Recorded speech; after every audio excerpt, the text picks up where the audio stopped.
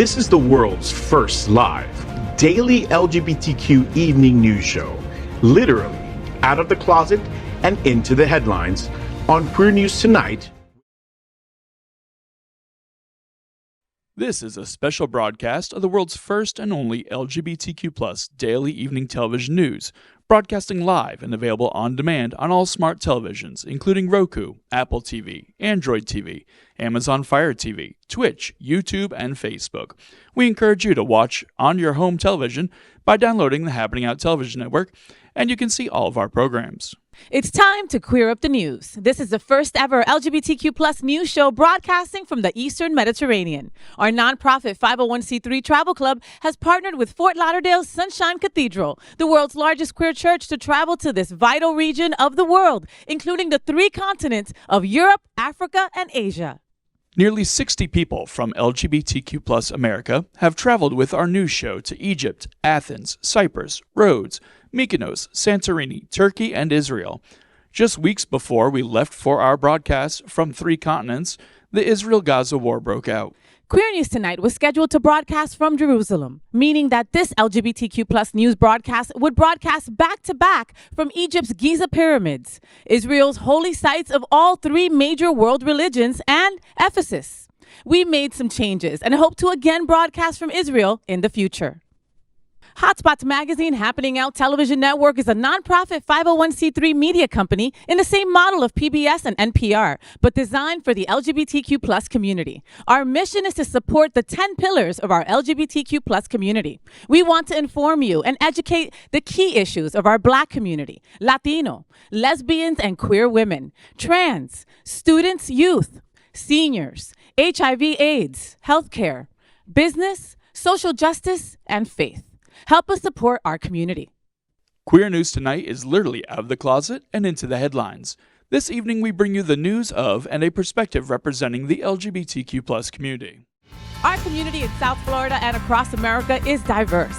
Our community across the world is vast, and here are the bullet points of the queer news for today, Monday, November 13th, 2023.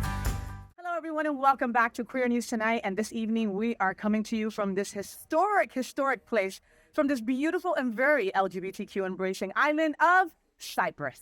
So beautiful. Isn't it just incredible? Yes. Folks, my name is Faye Watt, and I am here with the gorgeous and beautiful Miss Lexi Goza. Right? Are you having fun yet? We're having so much fun. So much fun. Wow. I mean, just going over the days and just the beauty and the history, right? Incredible. And today is no different. Me and Lexi were talking beforehand. We were talking about the fact that we drove by it and we stopped at the beautiful rocks of Aphrodite, right? You see the rock of Aphrodite.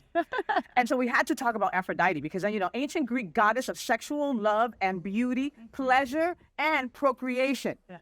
All right? So, she is presided over marriage and had affairs with both men and women. That was Lexi's favorite part. Yeah. Where I was telling Lexi, she was like the relationships therapist, the sexual therapist to end all and be all, So the story goes, Aphrodite was in a loveless marriage and she just wasn't happy. But when they describe her, they basically describe her like a hoe. Morally, she gets around. Right, exactly. Basically like that, morally, she got around, where it was just, she wasn't happy and she took her ownership of her life, right? Yeah, we love that. And said like, hell no, I'm not going to stay in this. So I'm going to start sleeping around with people who do make me happy. Right. And it didn't matter what gender they were because it is known that Aphrodite loved her lady. Yes, she did. I love that. And so also what is known is that she was often accompanied by her gay boy. You folks didn't probably know that, right? But you learn things on Queer News Tonight all the time, all right? Eros. Okay, the winged godling, I believe, was her gay boy, and that's why she kept him around and had him around all the time, and he represented love. And isn't that what our LGBTQ+ community represents? Absolutely. So my only question there is, okay, I hear you saying she was like Dr. Ruth, right, for the masses, pretty much. Okay. But then the other part around her bisexuality, so she had her token gay man with her all the time. Eros, yes. Can we still say that bisexuals can be fag hags, or we don't use that term at all anymore? I'm not sure. I don't know. What would they have used in those kind of terms, right? Yeah. No, and yeah, I think she would have been. Yeah. And so her hubby was also Adonis, who was also like where we get that reference to, which we have to talk about our tour guide later on. This gentleman named Adonis that basically looks like an Adonis. He does. Right? Yes, absolutely. Gorgeous guy. So, okay, incredible. Aphrodite was just like, when you think of for me, right, the most beautiful woman in the world was Aphrodite. That is someone that, like, she was the just the epitome of what beauty and self-confidence and knowing what you want and not dealing with the BS. Yeah. And for that, we think of Aphrodite, and we dedicate this queer news tonight to her. Right? Absolutely. I think she's a trailblazer, and we could all learn some good lessons from her. For sure. And also that rock spot was became a healing spot. So men, when they had issues with maybe erectile stuff, right? They went there and they bathed themselves, and supposedly, according to mythology, they believed that they would get stronger, and that the women, after bathing in that same water, would get more beautiful. So I'm gonna jump in on the way home and reclaim their virginity, which I'd love to see how that works. Wow. Maybe if I dip my ear in it, it'll reclaim my virginity in my ear. Yeah. Well, more to come. So let's begin by queering up business. All right, let's queer up business. Cyprus, the island of Aphrodite. Look at the top. Oh, wait, I'm sorry. From Cyprus, the island of Aphrodite, we look at the top 10 daddies of the year. So what makes up a daddy? DILFs, right? So DILFs are daddies I'd like to beep, right? There's even a great reality show that came out of it called For the Love of DILFs, all right? So what are the characteristics of a DILF when you think about it? I think of an older, distinguished, maybe salt and pepper beard. Yeah, absolutely. What do you think 100%. I think he's got to make some money, right? To be qualified as a daddy? Yes. Okay, so in your eyes, he's had enough time, he's had enough experience, he better be making the money too. It's not a bad point. And honestly, I think a lot of twinks would probably agree with you. Like, nope, he's not my daddy unless he's got some money, right? That's right. Okay, so we're here in the home of Aphrodite, the goddess of love, and she sampled all genders, so we can also, right? The huge ex-Twitter page at Arch DILFs held a nationwide poll asking who were the best DILFs, and tens of thousands replied. And let's see if we agree with their results, okay? So they put number 10, top daddy, Keanu Reeves. I can get on board with that. Himself. Yeah, I can get on board with that. Wow, okay. All right, Neo is now a daddy, That's right? Okay. Ryan Gosling, he's the Notebook, but he's also Ken. Knuff. Yes. Knuff. Uh-huh. He's considered a daddy? I guess. He just played... he looks really young for... Yeah. I don't know. Well, I mean, he must be using olive oil and it's working. Okay, great.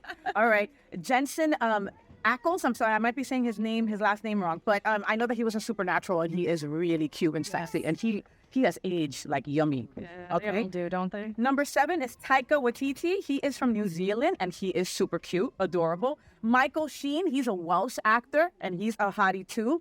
Cillian Murphy is from, he's also from Ireland, and he's a daddy. Mads Mikkelsen also can get it. David Tennant is number 3. Doctor Who?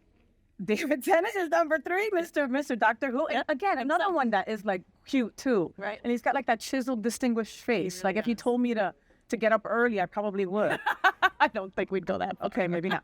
Number 2, Oscar Isaac, okay, who his actual name is Oscar Isaac Hernandez Estrada. Oh. He's Latino, and he is also un papi. And number 1, who's number 1, Miss Lexi? Pedro Pascal. Yes. All right. So Pedro Pascal is just a hottie, from The Last of Us to Narcos to everything that he's been in. He's a huge LGBTQ plus ally, and honestly, for me, that makes him even hotter. Right. Exactly. Even a hotter daddy. Yes. And he really makes me question my sexuality, which is very odd. Like I might be jumping back into the bisexual ring for a second, just like Pedro Pascal. Anyway, is there anyone that should be on this list, Lex, that you're thinking about? Daddy wise. Daddy-wise. I don't know. I feel like maybe Sam Smith falls into that category now. Okay, I love right? that. All right. Who else?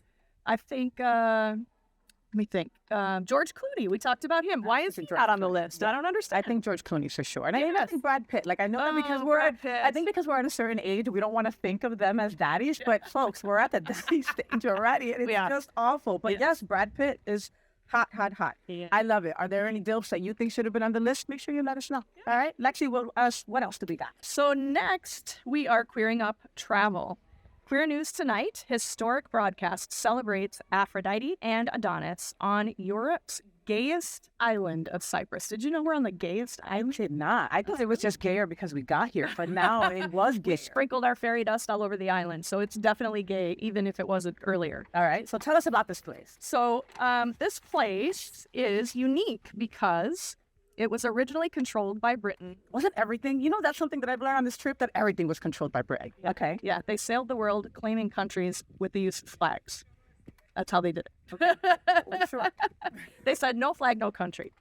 And the interesting thing that I found about this story was LGBTQ civil rights protections have existed since 1991, and civil unions passed in 2015. Okay. All right. Love it. Love They're it. coming along. They are coming along. I love that. I think they really know how much our dual income, no kids earn money, right? That's discretionary income. So, you know, It's true too. And you know something else? the green. It is all about the green, but you know something else? It's about the history also, Lexi. And I think that For sure. they don't try to hide from the fact that, you know, the people in history were very androgynous and were very love is love kind of deal. You know, like us in the U.S. where everybody's scared of sex and, you know, and we don't talk about that being part of our history. They're not afraid of that. Yes. Yeah. Yesterday we were in looking at the pyramids and the Sphinx and everything, and I did see two men holding hands. So I was encouraged by that. I love that. I love that. Yeah.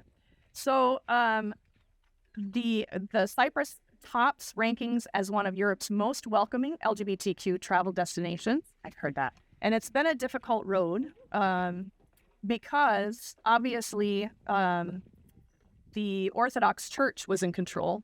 And there's also Roman Catholic effects here, but the church kind of let that go. So they stopped being in control of that, and that's what paved the way for this to be an LGBTQ top travel destination. Well, I'm so glad they made that choice because it could have made it even more harder. That's right, right. And it was controlled by Britain, as you already mentioned, through the early 20th century. And English is the principal language, so that makes it easier for us to travel here, right? Yes. Yeah, for sure. Yeah. But So- it's its own country, though. It is. Okay. Yeah. All right. Yep. But Yeah, everyone speaks like 3 languages everywhere we've gone also. Like, I've been makes so me feel afraid. super lazy. Right? Oh, it makes you feel lazy. Yes. Okay, no, me, I'm just entitled. I'm like, good. No. So Cyprus is in the heart of the Eastern Mediterranean, north of Egypt, east of Greece, south of Turkey, and west of Lebanon and Syria. And, fun fact, Alexander the Great actually ruled from Cyprus in the 3rd century BC. I love it. Yeah. That's why they have so many monuments with him here. Got it. Right? Okay. Yes. Yeah, we love him for paving the way. And Cyprus is the birthplace in Greek mythology of Aphrodite, both Aphrodite and Adonis. Okay. Both had relationships with men and women, as we just discussed already. And the hottest people ever. So they had kind of like a marriage of convenience for a while, I'm thinking. Like an open right? marriage kind of thing? Yeah. Okay. So we're currently broadcasting from the ancient excavations of the city of Paphos. Paphos. Yes. Say that 3 times fast. Pathos.